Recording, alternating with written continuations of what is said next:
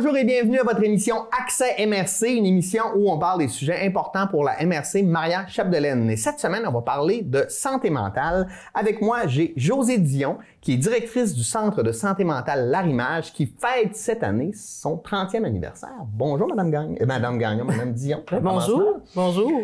Ça va bien? Oui, ça va très bien. Oui. Pour ceux qui ne vous connaissent pas, c'est qui Josée Dion? C'est quoi votre parcours avant d'arriver à L'Arrimage? Hey, mon parcours avant d'arriver à l'Arrimage, je veux te dire que mon parcours a pas mal commencé à l'Arrimage. Oui? Oui, c'est ça, parce que moi, quand j'ai terminé les études, j'ai été engagée comme remplaçante d'été à l'Arrimage. Puis, est encore là. Je suis encore là, puis ça, c'est en 93. Ça fait que j'ai gravi, par exemple, j'ai commencé comme intervenante au milieu du jour. Tranquillement, quand on a ouvert l'atelier du réemploi, je suis allée à l'atelier. Puis après ça, il y a eu le poste de direction qui était disponible et je suis là depuis 17 ans. Bon.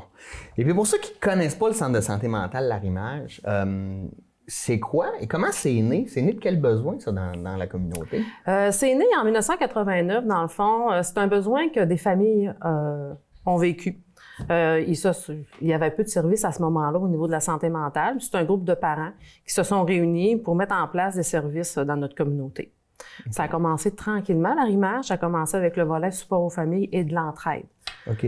Oui. Puis on avait un point de service aussi au début à Normandin. Tranquillement, ça a fermé. Ça s'est tout transféré à Dolbeau. Là. Mais tranquillement, c'est comme ça. Après ça, le milieu du jour a pris naissance aussi quelques années après. Puis tranquillement, de 2 services, on est rendu avec maintenant 11 services à l'Arrimage. Puis il y a 12 personnes qui y travaillent à temps plein. OK. Fait que ça répond réellement à un besoin parce que clairement, quand ça fait 30 ans que tu es dans le milieu, il y a des besoins qui sont là.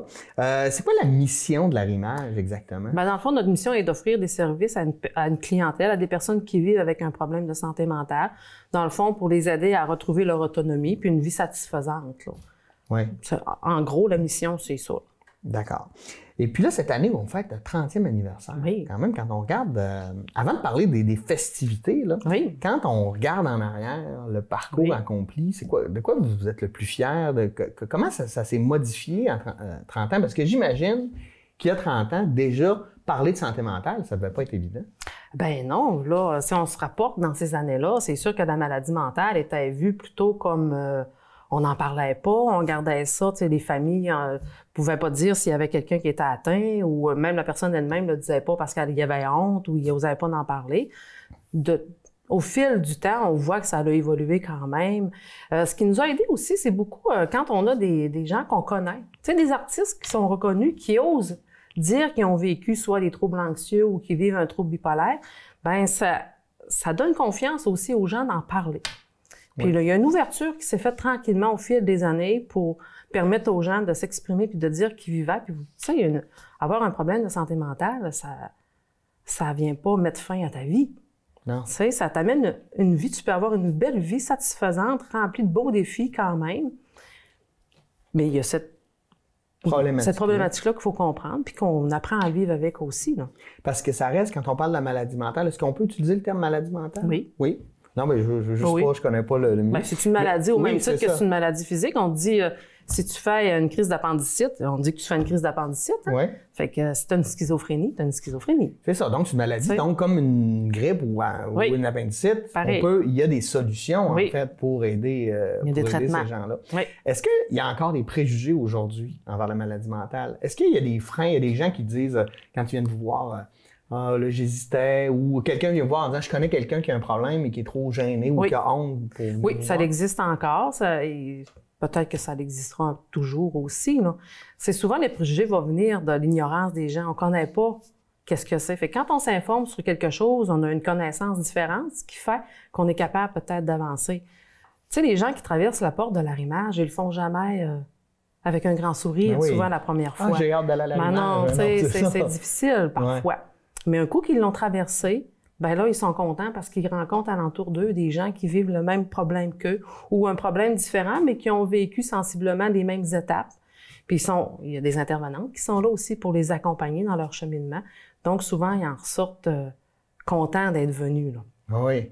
Puis avec le temps, en fait, ça peut régler aussi oui. problème. Oui. Mais nous, on travaille beaucoup avec leur établissement. Okay. Tu sais, leur établissement, ça veut pas dire la guérison parce qu'il y a des maladies qui qu'il n'y a pas vraiment de guérison, sauf qu'on peut se rétablir. Ça veut dire qu'on peut prendre... on connaît nos symptômes, puis on est capable de vivre avec, puis de maintenir un équilibre de vie satisfaisant. Oui, puis d'avoir une vie saine quand même. Épanouie, avec un travail, parce que nous, on croit vraiment que les gens ils ont des possibilités au niveau du travail, ils ont une vie sociale intéressante. C'est des citoyens à part entière pour nous. Oui, qui ont une problématique comme quelqu'un pour avoir une douleur chronique au dos, par exemple, puis continuer à vivre. Oui. En fait, c'est comme ça qu'il faut voir ça. Oui. Donc, 30e anniversaire. Oui. Qu'est-ce qui se passe là? Qu'est-ce que vous allez faire? Vous allez sûrement souligner ça d'une manière. Oui, mais on va souligner ça. On fait ça en collaboration avec la Sécurité du Québec aussi. On fait un brunch bénéfice dimanche le 10 novembre à la polyvalente Jean Dolbeau. Oui. Si on veut y aller, comment ça fonctionne? Vous nous appelez à l'arrimage ou vous passez nous voir. On a des billets en vente. Les intervenants ont tous des billets. Il y en a aussi là, au bureau même, il n'y a pas de problème. Puis les policiers en ont aussi. Donc, si vous connaissez un policier, vous pouvez demander un billet. Moi, si vous faites arrêter pour un ticket. En même temps, c'est ça, vous pouvez faire un nom.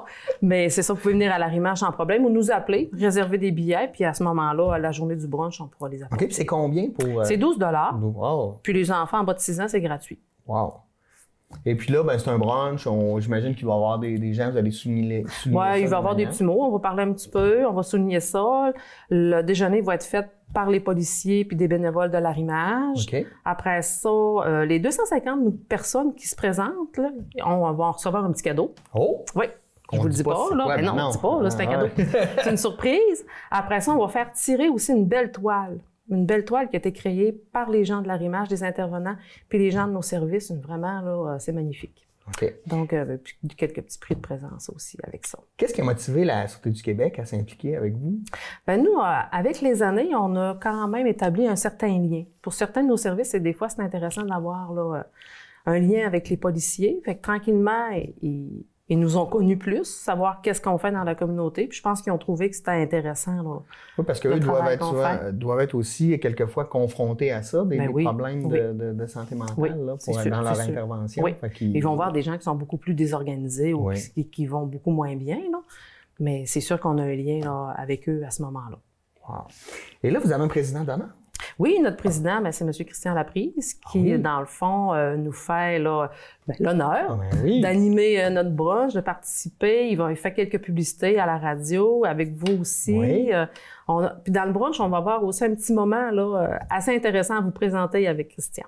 Oui, il y a plein de surprises. Il y a plein de surprises. Je vous le dis pas, vous viendrez. Là. Oui, clairement, c'est intéressant.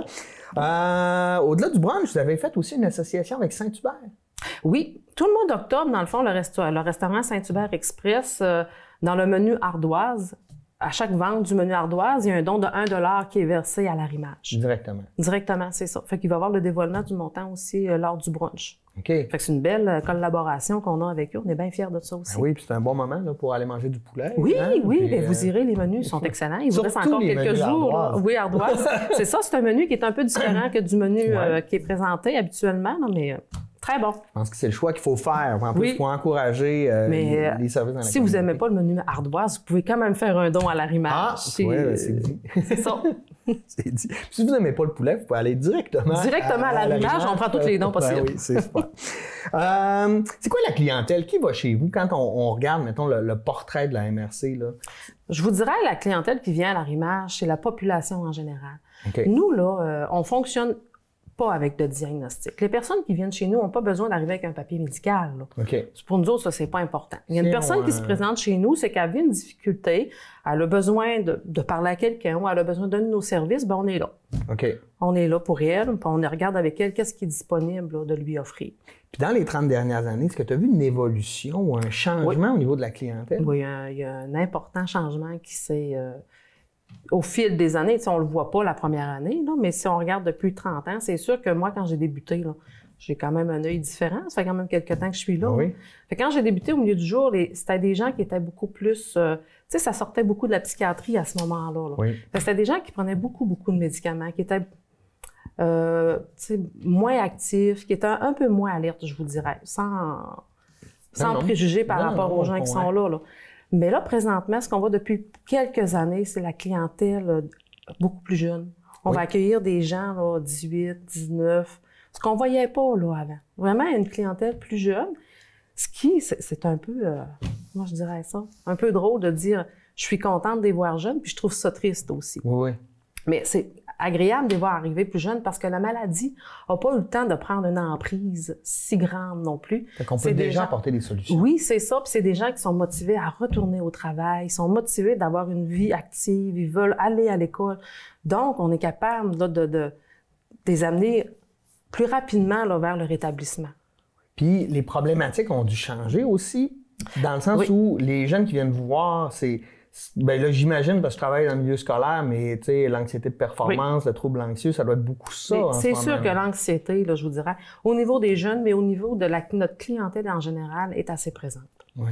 Il y a un boom là, par rapport à cette problématique. Ce boom-là, comment tu l'expliques? Est-ce que c'est parce qu'avant, on le diagnostiquait pas, ou est-ce que c'est parce qu'il y a un changement dans notre mode de vie qui fait qu'aujourd'hui, on vit plus de stress ou d'anxiété extérieure, soit via les médias. Là, je vois que les préjugés, là, via les médias sociaux, via le rythme de vie qu'on a, je sais pas. Ça, c'est mon hypothèse. Oui. J'ai pas fait une étude là-dessus. Ton hypothèse est mon clairement hypothèse. plus valable que la mienne. Mais je pense que c'est multifactoriel. Là. Oui. Tu sais, il y a, l'anxiété de performance est là. On est quand même assez exigeant envers nos jeunes.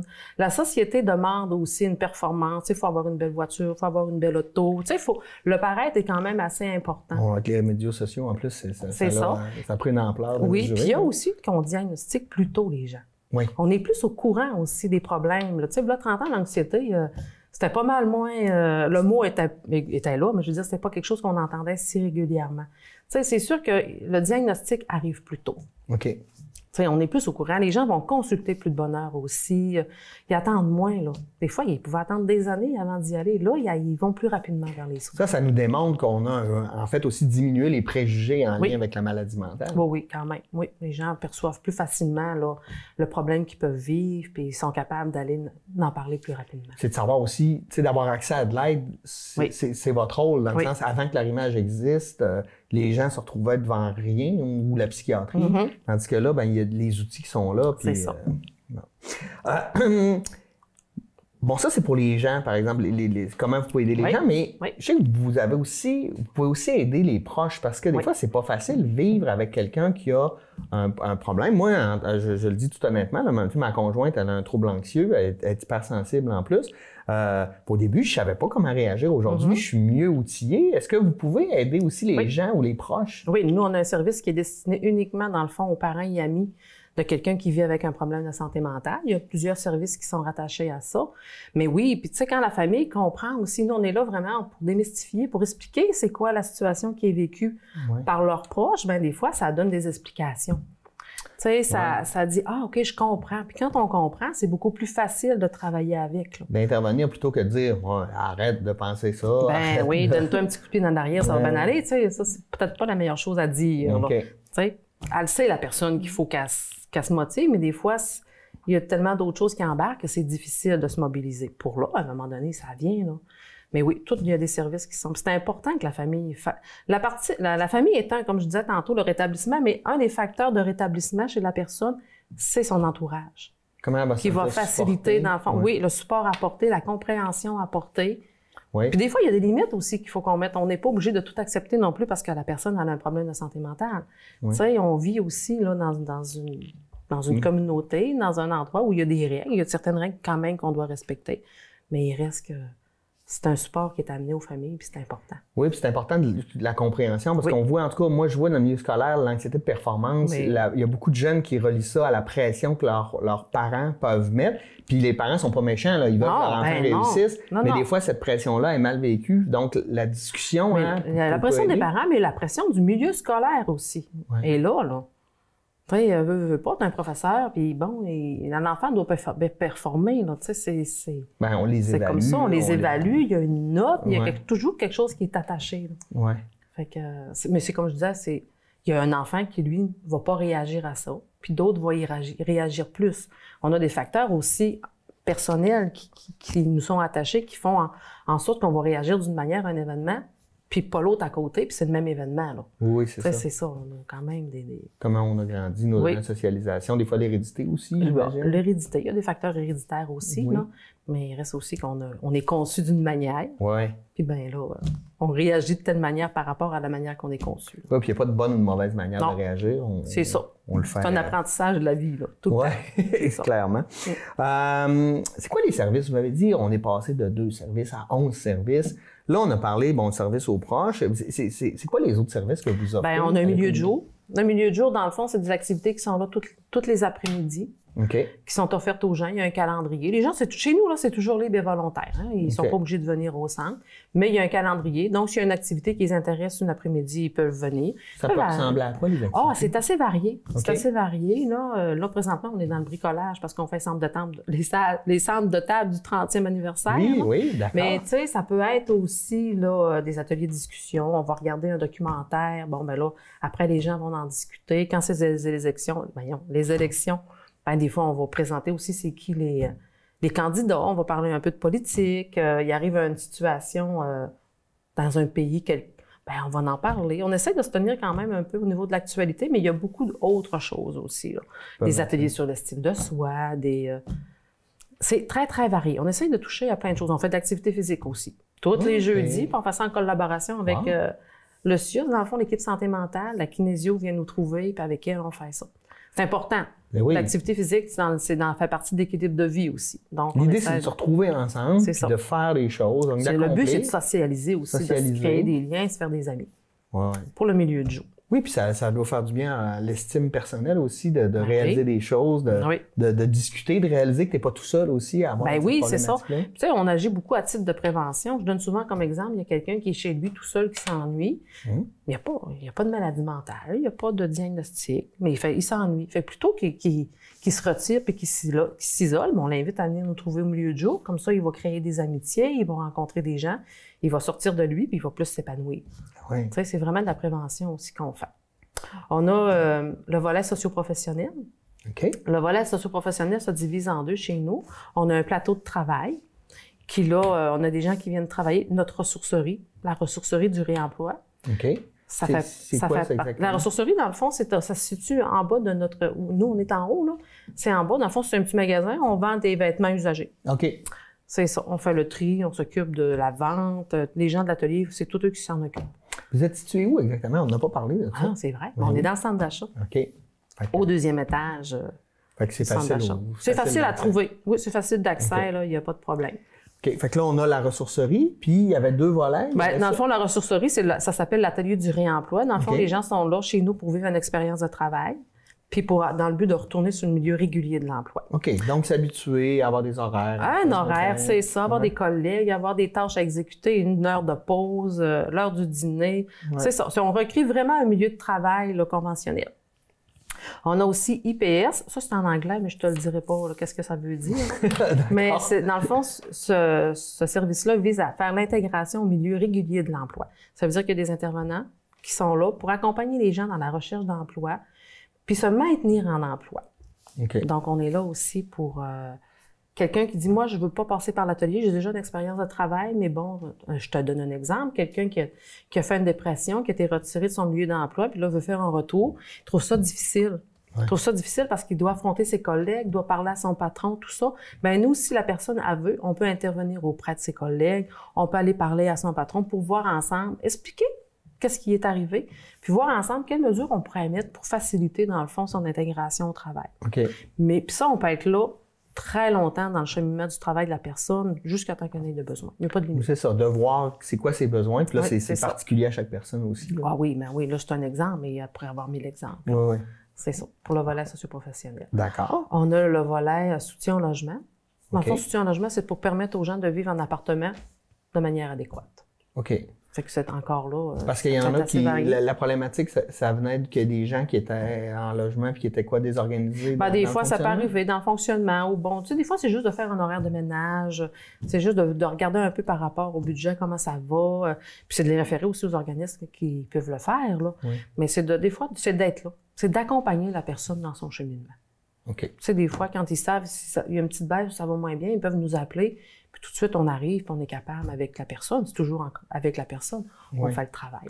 Puis vous n'avez pas la vérité, vous écoutez ce que la personne est là. Non, c'est pas nous qui a la vérité, ça, c'est sûr. Non, parce que je pense qu'anciennement, on avait un peu... Mais nous, on ne veut pas diriger les gens. Dans le fond, ce qu'on fait, c'est qu'on les accompagne.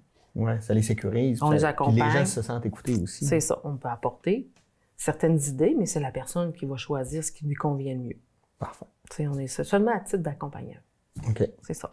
On a Appart Plus. Appart Plus, c'est un volet, dans le fond, qui est là pour l'itinérance. Oh, oui. Ouais. Les gens qui sont itinérants ou sur le seuil de l'itinérance, dans le fond, on les accompagne. Ça ressemble un petit peu à soutien au logement, mais il y a certaines différences. Là, ça serait peut-être un peu long de vous les expliquer. Oui, là. Parfait, mais on accompagne vraiment les gens qui sont itinérants parce que des fois, c'est surprenant de penser qu'ils n'ont le beau, mais bien oui. Oui. Il y en a. Ouais. C'est ça. Puis l'itinérance cachée, c'est, tu sais... je vais vous dire, sûrement vous en connaissez, c'est quelqu'un qui n'a pas vraiment d'adresse fixe, puis qui va aller vivre une semaine chez un ami, l'autre semaine chez ma tante, puis 3 jours à quelque part, puis là, finalement, il n'y a plus de place à rester parce que là...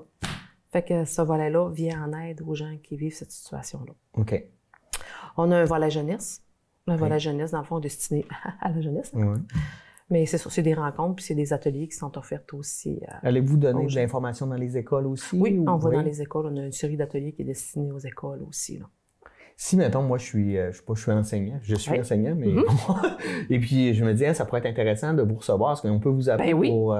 Vous nous invitez. Nous, on a une série d'ateliers. On vous propose celle qui vous convient le mieux. OK. Puis, on est toujours... Parce que ça pourrait être intéressant pour les jeunes. En plus de leur donner des outils, aussi, c'est de démystifier la maladie mentale, en parler, puis combattre les préjugés. C'est en plein ça. Nous autres, ce qu'on veut, c'est qu'ils prennent conscience d'eux, puis qu'ils peuvent prendre conscience aussi de leur entourage. Tu sais, on vient à ce moment-là à 2 niveaux. Là. OK. Oui. Jeunesse, il ne faudrait pas que j'en oublie. Là. Non, mais, on a des parents aidants. Un parent aidant, c'est quelqu'un qui vit un problème de santé mentale ou qui a déjà vécu un problème de santé mentale, puis par son expérience, il va faire profiter aux gens, à ses pairs, dans le fond, de son expérience, puis montrer qu'il y a possibilité d'espoir. Oui. Que c'est possible de s'en sortir, d'avoir un travail, puis d'avoir une vie familiale, puis une vie satisfaisante. Nous, on a 2 pères aidants. Il y en a une qui est à l'arrimage, qui fait 6 heures à l'arrimage, puis l'autre père aidant qu'on a, lui, il est au CILSC dans l'équipe santé mentale. Okay. C'est quand même un employé de l'arrimage, là, mais 16 heures sont faites au CILSC.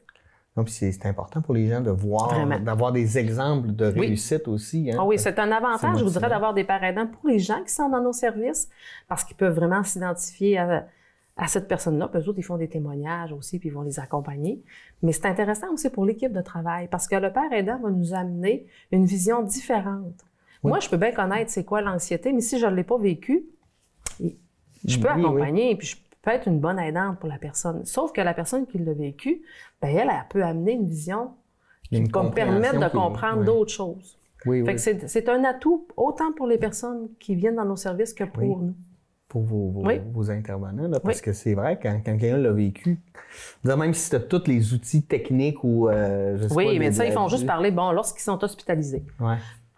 Moi, je sais pas, là. Qu'est-ce qui se passe quand on est hospitalisé? Je ne l'ai jamais été. Mais nos parents aidants, eux autres, quand ils peuvent l'expliquer, gars, il y a tel état. Fait qu'on est capable d'accompagner quelqu'un qu'on va mettons, dire, on va aller à l'hôpital avec toi. On est capable de lui expliquer les étapes. Il va arriver ça, puis tu vas être bien accueilli. On le sait parce que nos pères aidants, eux, sont capables de nous le dire. C'est vraiment un atout important dans nos services. Clairement. Oui. Tu fais le tour des services? Là, j'essaie de... je passe bureau par bureau dans ma tête. Là. Je pense que... On a pas mal fait. On a aussi tous les groupes d'entraide qui sont attachés à l'arrimage. On a le groupe La Clé qui sont pour les gens qui vivent de l'anxiété. On a le groupe L'Entre-deux pour ceux qui vivent le trouble bipolaire. Ça, c'est des groupes qu'on veut mettre autonomes. C'est des pairs et pour. Vraiment des gens qui sont... Que vous supervisez, mais que vous voulez un peu... À l'arrière-plan, c'est ça. On va supporter. Supporter. Pas superviser, qu'on va plus supporter, puis on veut que les gens deviennent autonomes dans ce groupe-là. On a aussi les autogestions qui sont offertes aux gens. Les autogestions, c'est une série d'ateliers, soit de 10 ou 12, dépendamment du thème, qui sont sur le trouble bipolaire, sur l'anxiété. Nous, présentement, c'est l'anxiété qu'on donne, puis le trouble bipolaire, mais il y en a sur d'autres thèmes aussi, dépression, l'estime de soi. C'est des ateliers qui sont vraiment... appréciés. C'est pas nous autres qui les avons montés. Les ateliers, ça vient du groupe Revive. Là. Puis nous, on est dans le fond accrédités pour les donner. OK. Mais c'est vraiment intéressant. Ça donne vraiment beaucoup d'outils à la personne. Ils repartent avec leur cahier, le petit devoir à faire. Ils reviennent la semaine d'après. Tu sais, c'est vraiment intéressant pour les gens, là. Ils repartent avec un contenu, là, après qu'ils sont capables d'appliquer dans leur vie. Wow. Là, je ne sais pas si on a passé tous les services, mais on va devoir passer à autre chose parce que le temps file. Oui. Là, on a regardé en arrière, on a regardé ce qui se passe, parler des festivités. Toi, quand tu regardes en avant, là, les prochaines années, là, qu'est-ce que tu voudrais accomplir de plus? As-tu des objectifs précis? Ben, tu sais, des objectifs précis. C'est sûr que nous, le volet socio-professionnel, là, j'aimerais vraiment qu'il se développe davantage parce que on manque de ressources humaines. Là. On manque de financement pour être capable de développer comme on voudrait, là. Ouais. Mais si, mettons que tu me donnes 100 000, là, Ouais. le volet, message est lancé. ouais, si vous avez 100 000 de trop. Hein, quelque chose à quelque part qui traîne, on va le prendre. Mais c'est vraiment là, un volet qui sera à développer. Okay. Il y a vraiment il y a des besoins. Voyez, il y a beaucoup de besoins, puis vous voyez aussi l'effet positif que ça a. Oui, c'est sûr. Parce que ça amène les gens vraiment à devenir. C'est ça. Ce qu'on veut dans la vie, c'est d'être un citoyen. Ouais. C'est d'avoir un rôle dans notre société. Puis c'est par le travail. Souvent, c'est par le travail. Là. On s'accomplit, on socialise, on a un rôle. C'est important. Donc, c'est vraiment ce volet-là. Le volet jeunesse aussi, on voit, là, ça tend vraiment à changer la clientèle. La jeunesse arrive de plus en plus chez nous. Okay. Fait qu'il faut être en mesure d'offrir on s'adapte. Tu sais, il faut s'adapter. Il arrive toujours des nouvelles choses. Il peut arriver quelque chose l'année prochaine que je n'ai pas pensé. Là. Ouais. Mais c'est ça. Mais je te dirais, là, le volet socio-professionnel est quelque chose, en tout cas, dans mon souhait. Ouais, merci beaucoup, Josée Gagnon. Josée Gagnon, ça fait 2 fois que je dis ça. Je ne sais pas pourquoi. Je connais une Josée Gagnon, c'est là pour ça. Josée Dion, directrice du Centre de santé mentale Larimage. On rappelle la date pour le brunch bénéfice? C'est le 10 novembre. 10 novembre, oui. Donc vous pouvez aller acheter des billets directement à Larimage ou à la Sûreté du Québec. Hein, informez-vous, appelez, allez-y. 12 $ seulement pour participer à une cause importante qui aide énormément la communauté. Merci d'avoir été des nôtres. Puis si vous avez des projets, bien, vous êtes la bienvenue à revenir quand vous voulez. Bien, merci beaucoup. Merci. Merci à vous d'avoir été des nôtres. Et nous, on se dit à la semaine prochaine pour une nouvelle édition d'Accès MRC. Bonne semaine.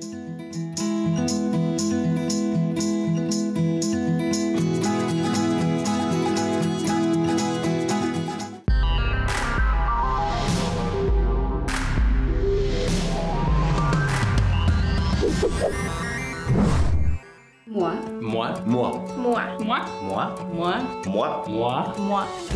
je travaille en français. Moi, je travaille en français. Moi, je travaille en français. Moi, je travaille en français. Moi, je travaille en français.